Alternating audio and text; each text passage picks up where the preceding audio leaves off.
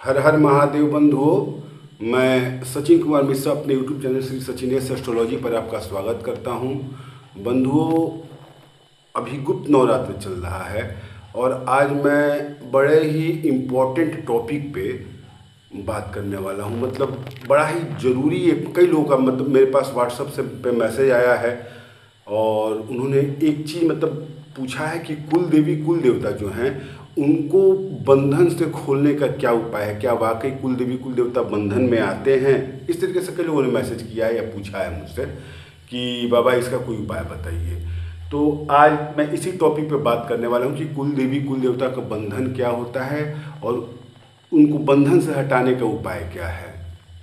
तो ये वीडियो थोड़ा लंबा होने वाला है, पहली चीज़। दूसरी चीज़ कि ये वीडियो उन्हीं के लिए है जो थोड़ा पढ़े लिखे लोग हैं, जिनके पास पेशेंस है।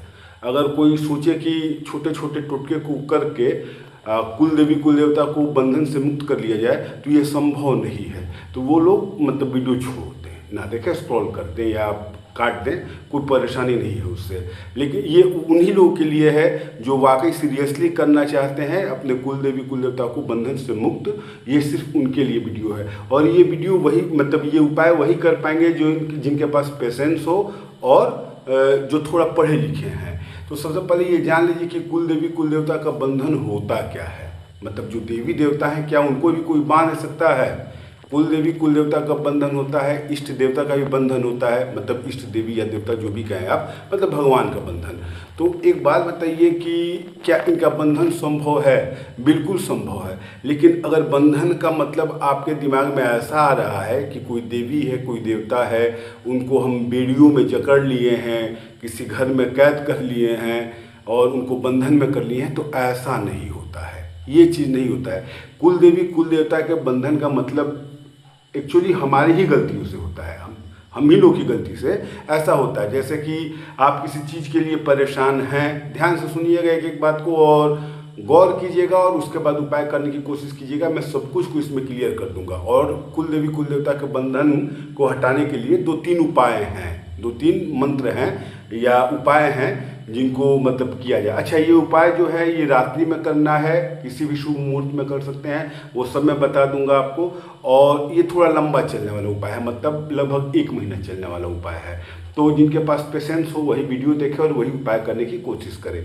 तो कुल देवी कुल देवता का बंधन क्या होता है कि जैसे आप किसी चीज़ से परेशान हैं और आपने, जैसे कई लोगों के साथ होता है कि किसी भी पंडित जी को, किसी भी बाबा को, किसी भी तांत्रिक को अपने घर में बुलाते हैं कि बाबा बहुत परेशान है, आइए, मेरे कुल देवी कुल देवता ये हैं, मेरे इष्ट ये हैं, हम बहुत परेशान हैं, आप बताइए क्या किया जाए। ऐसे मतलब लोग बताते हैं अपने परेशानियों को और कई बाबाओं को अपने यहाँ बुलाते हैं।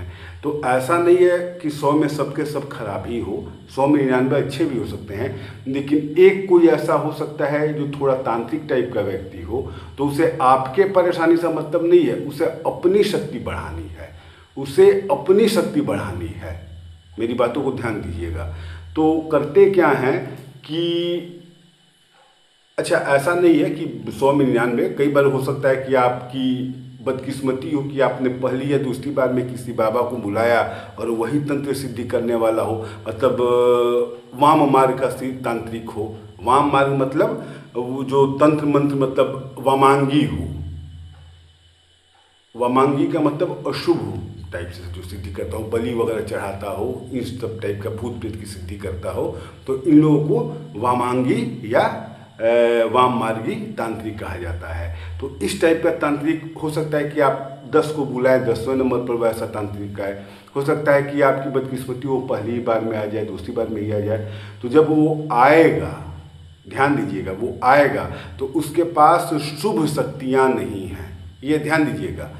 अलग बात है कि वो अपने तंत्र सिद्धि से कर्ण पिशाचिनी साधना वगैरह जो भी मतलब वाम मार्ग की साधनाएं हैं उसके द्वारा आपके भूत को बता देगा, मतलब पहले क्या आपके साथ घटित हुआ है। कई बातें ऐसे बताएगा जैसे कि आप मन में क्या सोच रहे हैं वो ये भी बता दे, तो आपका भरोसा उस पर बढ़ जाता है। लेकिन आप कभी ये नहीं सोचते हैं कि ये सारी चीज़ें जो है ये वाम मार्गी साधना से आती हैं, वाम मार्गी साधना से आती हैं। सात्विक साधनाएं इस टाइप की शक्तियाँ देती ही नहीं हैं, और देती हैं तो काफ़ी मेहनत के बाद देती हैं। तो हम लोग करते क्या है कि जिनके पास भी थोड़ी बहुत शक्ति होती है तुरंत भरोसा कर लेते हैं बिना ये जाने कि ये किस टाइप की शक्तियों को रखे, किस टाइप के तांत्रिक हैं।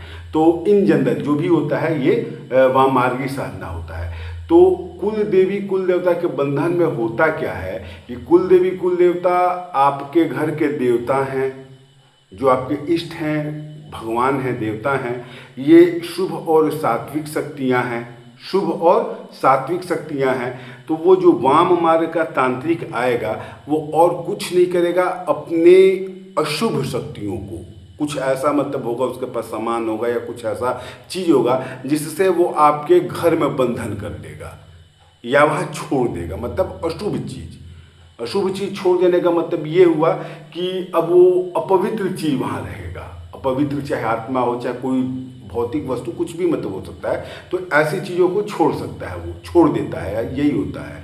उसके छोड़ने के कारण होता क्या है कि जो हमारे घर की शुभ शक्तियाँ हैं, जो हमारे घर की शुभ शक्तियाँ हैं वो धीरे धीरे वहाँ से पलायन कर जाती हैं, हट जाती हैं। फिर इसके बाद आप जो भी पूजा पाठ अपने भगवान के लिए करते हैं या अपने कुल देवी कुल देवता के लिए करते हैं, तो वो जो पूजा होता है, जो भोग होता है, वो आपके कुल देवी कुल देवता या भगवान के पास पहुंच नहीं पाता है। बीच में यही शक्तियाँ उसको ग्रहण कर लेती हैं, रोक लेती हैं। तो जब आपकी पूजा, आपका जो भी मतलब मंत्र है, जो भी ऊर्जा आपने उत्पन्न की है भक्ति से, वो उनके आपके कुल देवी कुल देवता के पास नहीं पहुंच करके बीच में जो ये निगेटिव कहिए या मतलब अशुभ शक्ति कहिए या पवित्र चीज़ को कहिए, उसको मिल जाता है। जब उसे मिलता है तो ये शक्ति, जो शुभ शक्ति है, ये मजबूत होती है और आपकी जो भक्ति है, आपके जो मंत्र का मतलब प्रभाव है,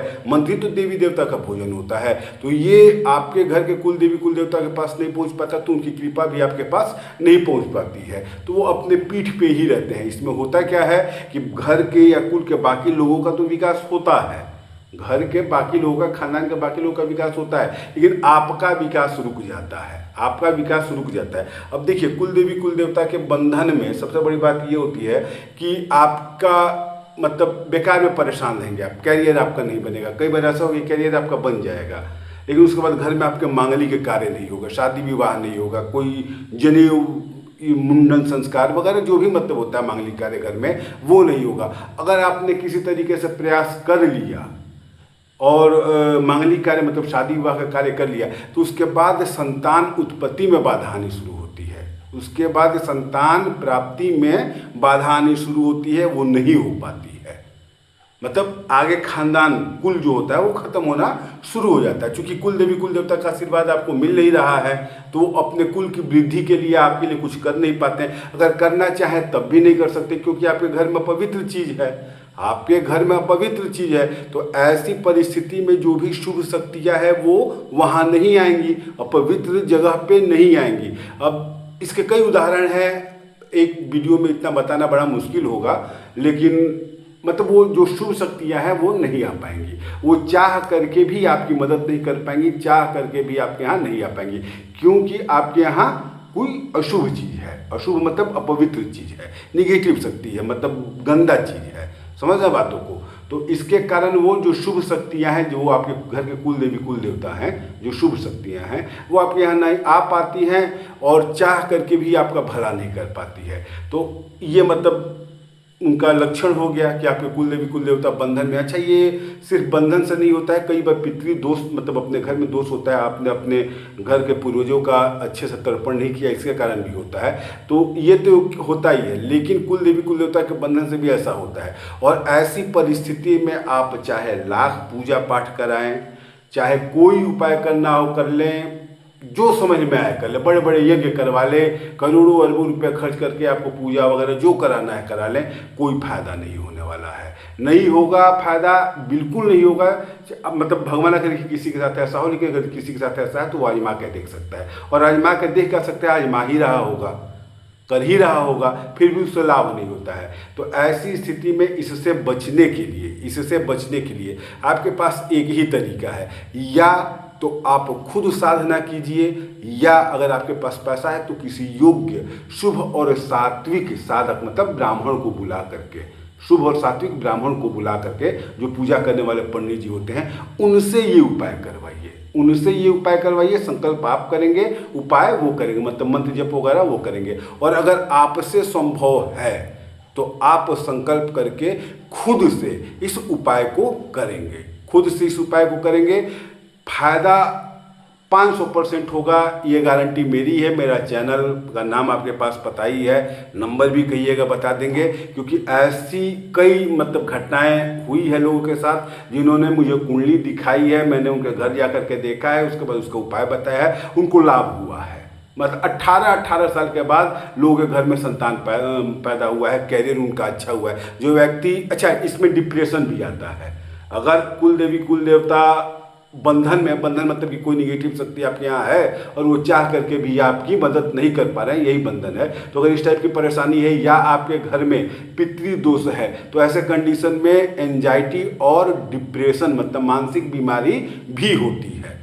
आप समझ नहीं पाते, आप इसका इलाज कराते रहते हैं, पैसा आपका लगता है, दवा खाते हैं, थोड़ा आराम होता है, थोड़ा नहीं होता है, हमेशा परेशान रहते हैं, मानसिक स्थिति से जूझ रहे होते हैं, एक के बाद एक समस्याएं आती रहती हैं। तो अगर इस टाइप की समस्या आ रही है, मतलब अगर आपको पहचानना है कि क्या ये है, कुल देवी कुल देवता बंधन में है या नहीं, या पितृदोष है या नहीं, तो उसका ये चीज़ है कि आप देखिए अगर लगातार तनाव में है, डिप्रेशन एंजाइटी में है, दवा लेने के बाद, इलाज कराने के बाद भी आप ठीक नहीं हो पा रहे हैं, तो निश्चित रूप से आप पितृदोष में या कुल देवी कुल देवता आपके बंधन में हैं। तो अब पितृदोष का उपाय तो मैंने पहले भी वीडियो में बताया है, आप उसको भी कर सकते हैं। अच्छा, ये जो उपाय मैं बता रहा हूँ, ये सिर्फ कुल देवी कुल देवता को बंधन से हटाने का ही उपाय नहीं है, यह अगर आपके घर में पितृदोष है तो उसको भी हटाने का उपाय है। इसलिए आँख बंद करके इस उपाय को कीजिए। अगर सक्षम हैं, पढ़े लिखे हैं आप, अगर आप सक्षम हैं तो ये उपाय अगर आप स्वयं से करें तो बहुत ही ज़्यादा बेहतर होगा, इसका लाभ 100% होगा। और यह पूर्णतया सात्विक साधना है, पूर्णतया सात्विक साधना है। इसमें आपको मतलब 0.01% भी कहीं तामसिक चीज़ों का ना प्रयोग करना है, ना अपने आचार विचार व्यवहार, जब तक मतलब इस साधना को करें तब तक आपको मतलब थोड़ा भी तमस की तरफ नहीं जाना, मतलब अपवित्र वस्तुओं की तरफ नहीं जाना है। बस ये समझ लीजिए कि यह एकदम प्योर सात्विक साधना है, आपको इसको करना है, करने का प्रयास कीजिए, देखिए क्या होता है। वीडियो लंबा हो रहा है लेकिन ध्यान से देखिएगा, ये कम ही लोगों के लिए मैं बना रहा हूँ, लेकिन जो भी सुने पढ़े लिखे लोग सुने।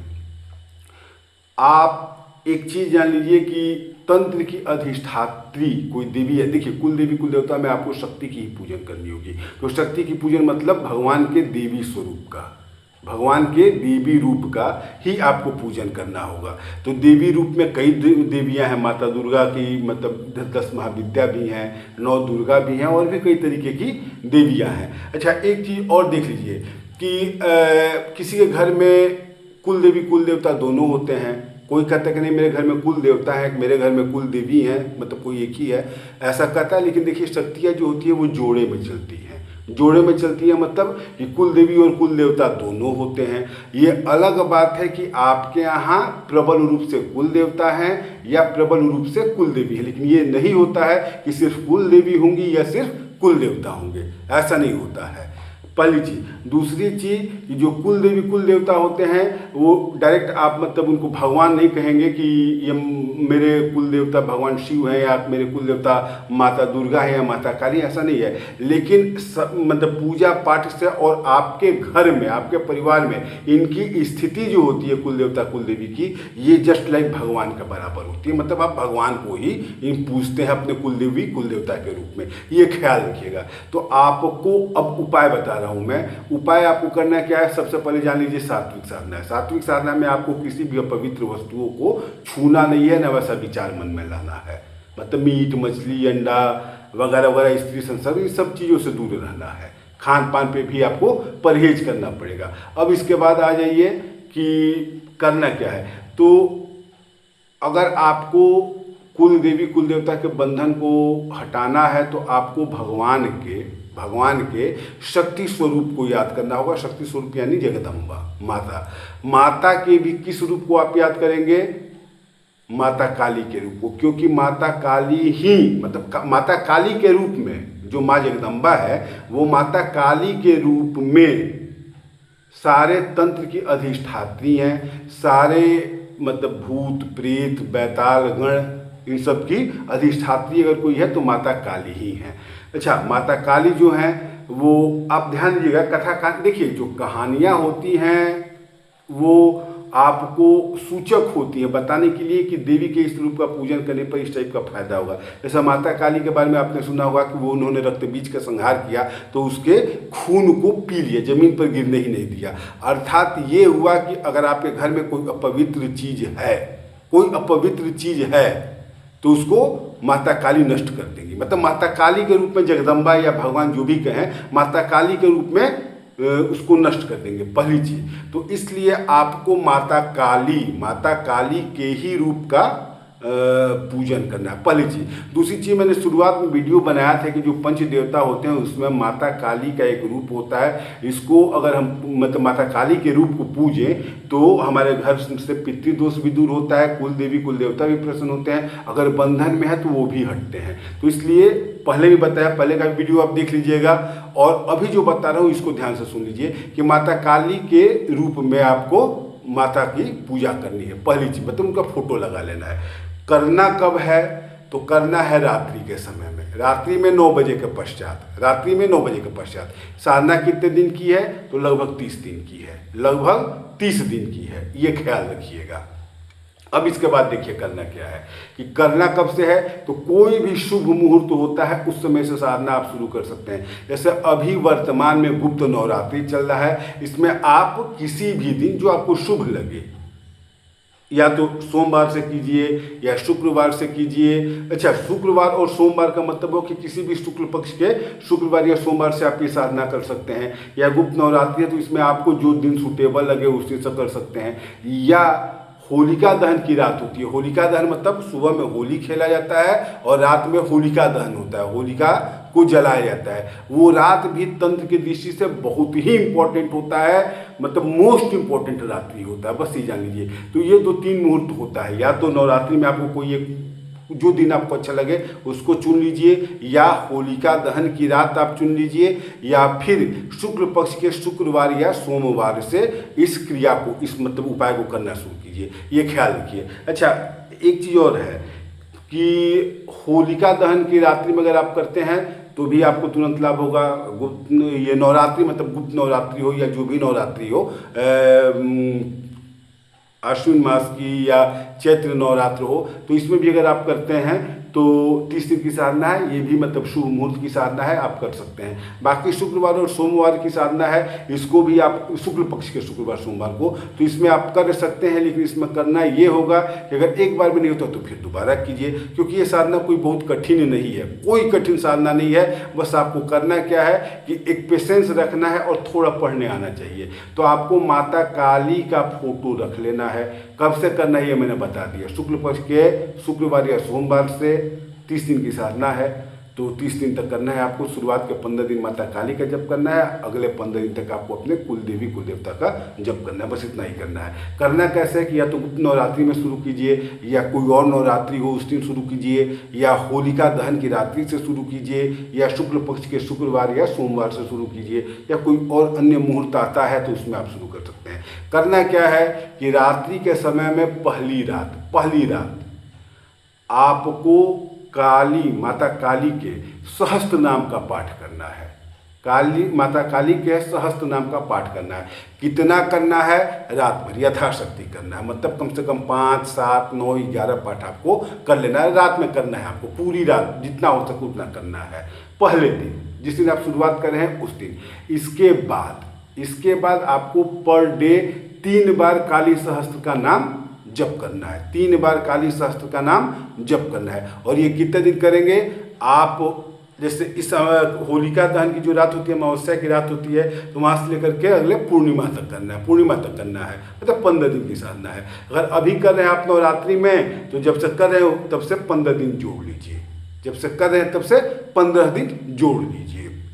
ऐसे ही शुक्रवार या सोमवार से कर रहे हैं शुक्ल पक्ष के, तो उस समय से 15 दिन जोड़ लीजिए। ऐसा करके 15 दिन तक आपको माता काली के सहस्त्र नाम का पाठ करना है।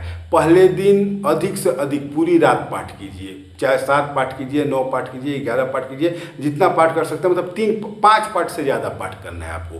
5 बार से ज़्यादा बार काली सहस्त्र नाम का पाठ करना है। इसके बाद अगले दिन से प्रतिदिन आपको 3-3 बार माता काली के सहस्त्र नाम का पाठ करना है। काली सहस्त्र नाम का पाठ कर रहे हैं वो सिंपल, मतलब आप पाठ करने के पहले संकल्प लेंगे कि मैं सचिन कुमार मिश्रा इस गोत्र में उत्पन्न मेरे कुल में जो भी कुल देवी, कुल देवता, पितृदेवी, पितृदेवता हैं, अगर वो मुझसे रुष्ट हैं तो उनकी प्रसन्नता के लिए, और अगर किसी बंधन में है तो उनको बंधन मुक्त करने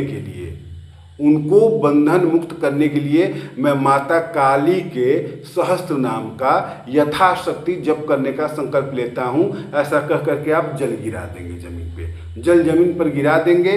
पहले दिन से शुरू करेंगे और पर डे आपको संकल्प लेना है। तो पहले दिन यथाशक्ति का संकल्प ले लिए, इसके बाद आप कम से कम 5 तो करना ही पड़ेगा, या 5 से ऊपर आप जितना कर सकते हैं 5, 7, 9, 11 कर लीजिए, कोई बहुत ज़्यादा टाइम नहीं लगेगा। अगर आधा घंटा 40 मिनट लगता है आपको एक सहस्त्र नाम जपने में, तो 5-6 घंटा आप कर रहे हैं। बीच बीच में आप उठ भी सकते हैं, ऐसा नहीं है एक पाठ कर लिए तो उसके बाद उठ सकते हैं। थोड़ा सा जल जमीन पर गिराएंगे, उसको प्रणाम करेंगे और फिर आप उठ सकते हैं। फिर आइए, फिर थोड़ा सा जल लेकर के शरीर पर छींट लीजिए, ऐसे आप मतलब पवित्र हो जाइए। फिर आप काली सहस्त्र नाम का जाप कर सकते हैं। तो थोड़ा कोशिश कीजिए कि उस दिन पूरी रात आपको जप करना है, पूरी रात, मतलब जितना हो सके, कम से कम 5 से ज़्यादा होना चाहिए।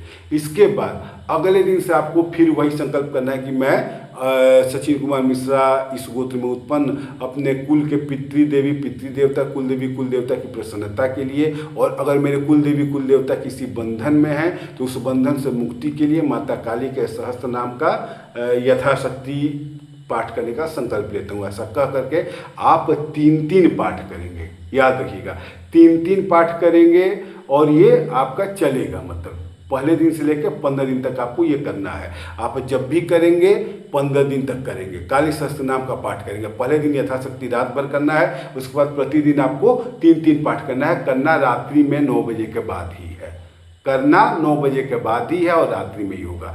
15 दिन करने के बाद अगले दिन आपको पता तो होगा ही कि हमारे घर के कुलदेवी, कुलदेवता कौन है। तो कुलदेवी, कुलदेवता जहाँ भी है वहाँ जाकर के उनको प्रणाम कीजिए। प्रणाम करने के बाद धूप अगरबत्ती वगैरह दिखा लीजिए।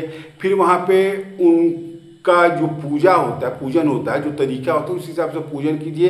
इन जनरल पूजा यही होता है कि कच्चा दूध लिया जाता है, उसमें मिट्टी का एक पात्र लिया जाता है, गाय के गोबर का उपला होता है, उसको जलाया जाता है, उस पर मिट्टी का पात्र रख दिया जाता है, उसमें गाय का कच्चा दूध डाला जाता है, थोड़ा चावल डाल दिया जाता है, और जो ये काजू, किशमिश, बादाम वगैरह जो मतलब सूखे फल होते हैं उनको डाल दिया जाता है, या नहीं भी डाला जाता है, नहीं डालना चाहते नहीं है तो आप मत डालिए, लेकिन दूध में चावल डाल दीजिए, बाकी और कोई चीज़ नहीं पड़ेगा।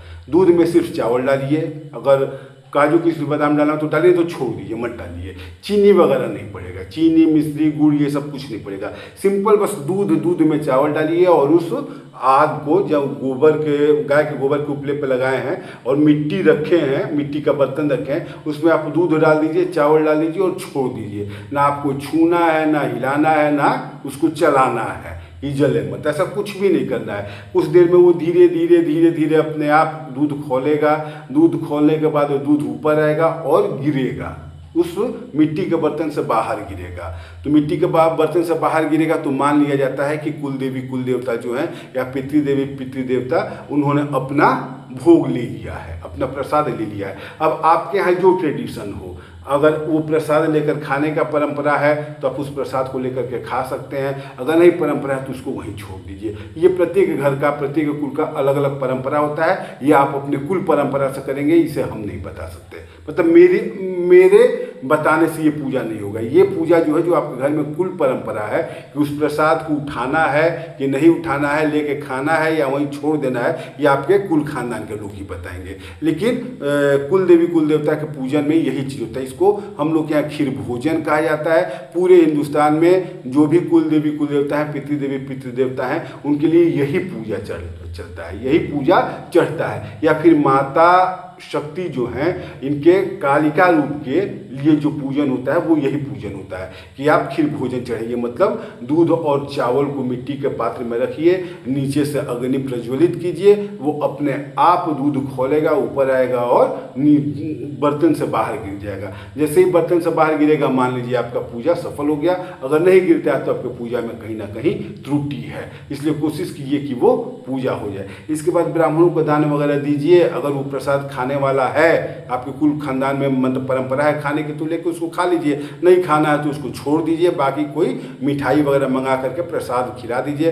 ब्राह्मणों को अगर भोजन हो सकता है कराना और संभव हो तो भोजन करा लीजिए। नहीं भोजन करा सकते, दक्षिणा अवश्य दीजिए, दक्षिणा अवश्य दीजिए, इसका ख्याल रखिएगा, उससे मजाक मत कीजिएगा। अच्छा, ये खीर भोजन चढ़ाने के पहले आप जब काली सहस्त्र नाम का पाठ किए हैं और अपने कुल देवी कुल देवता के स्थान पे आए हैं, तो आपको करना क्या है कि एक बेदाग एकदम साफ नींबू लेना है। साफ नींबू को लेकर के एंटी क्लॉकवाइज अपने सिर को ऐसे उसार लेना है 21 बार, 21 टाइम, 21 बार अपने सिर को ऐसे एंटी क्लॉकवाइज, बार बार बोल रहा हूँ, एंटी क्लॉकवाइज घड़ी की उल्टी दिशा में ऐसे उतार लेना है। कितनी बार? 21 बार। 21 बार उतारने के बाद उसको आपको काट लेना है।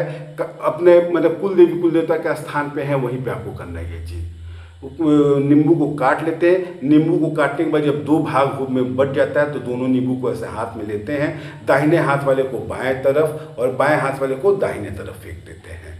फिर से बता दे रहा हूँ, नींबू को काट लिए, दो भाग हो गया तो दोनों हाथ में ले लिए। इसके बाद एक नींबू दाएं साइड में और दाहिने हाथ वाला है इसको बाएं साइड में, और जो बाएं हाथ में इसको दाहिने साइड में, मतलब उल्टा अपोजिट फेंकना है। अपोजिट फेंकना है, उल्टा फेंकना है, ये याद रखिएगा। तो इसको आप फेंक दीजिए। इसको फेंकने के बाद आपको खीर भोजन चढ़ाना है, मतलब दूध का में चावल डाल करके खीर चढ़ाना है, जो अपने आप उबाल मार करके नीचे गिर जाए। उसके बाद अगर आपके घर में परंपरा है, खानदान में परंपरा है, तो उस प्रसाद को लीजिए, खाइए, लोगों में बांटिए। अगर ये परंपरा है कि नहीं उस प्रसाद को नहीं छूना है तो आप मत छूइए, उसको छूइए ही मत।